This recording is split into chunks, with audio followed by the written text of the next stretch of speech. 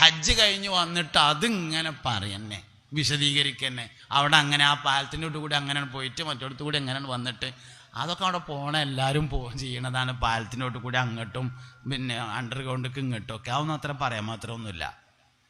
തൊള്ളേത്തെ നാവ് അടങ്ങി നിന്നാൽ സംഗതി വളരെ ഉഷാറായി. അപ്പോൾ പഴയ കാലവും പുതിയ കാലവും തമ്മിലുണ്ടായ മാറ്റം, ഇബാദത്തുകൾ കുറേ ഉണ്ട്, പക്ഷെ ചെയ്ത ഇബാദത്ത് ബാത്തിലൊക്കെയാണ്. ഇതുകൊണ്ടൊക്കെ എന്താ സംഭവിക്കണ അറിയങ്ങൾ? പഴമക്കാരായ ആളുകളോട് ചോദിച്ചറിയാം.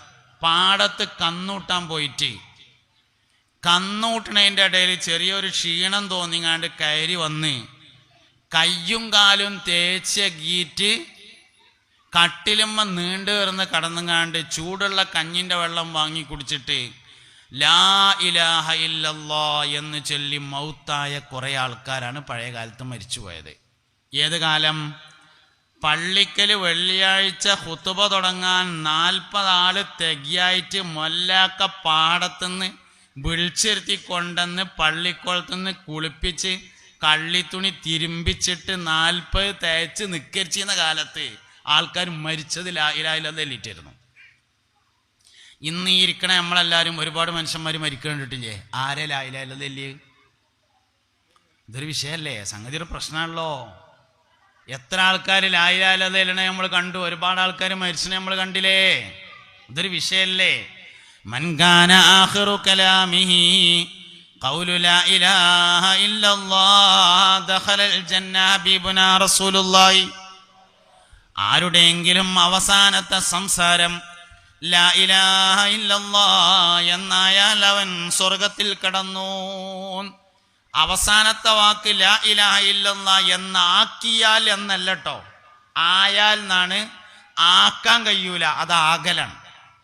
കാരണം മരണത്തിൻ്റെ ഹാല്, സക്കറാത്തിൻ്റെ സമയം എന്ന് പറയുന്നത് മനുഷ്യൻ ഇപ്പോഴുള്ള ഈ ശ്രദ്ധയിലല്ല ഉണ്ടായിരിക്കുക. അതുകൊണ്ട് തന്നെ ആക്കാൻ കഴിയൂല, ഓട്ടോമാറ്റിക് ഉണ്ടാവണം. അതാവണമെങ്കിൽ എന്ത് വേണം? ചില കാര്യങ്ങൾ സൂക്ഷിക്കണം. അവസാനം ഈമാനോടുകൂടെ മൗത്താകണമെങ്കിൽ ചില കാര്യങ്ങൾ സൂക്ഷിക്കണം. ഈമാൻ ഊരപ്പെടുന്ന ചില ആളുകളുണ്ട്.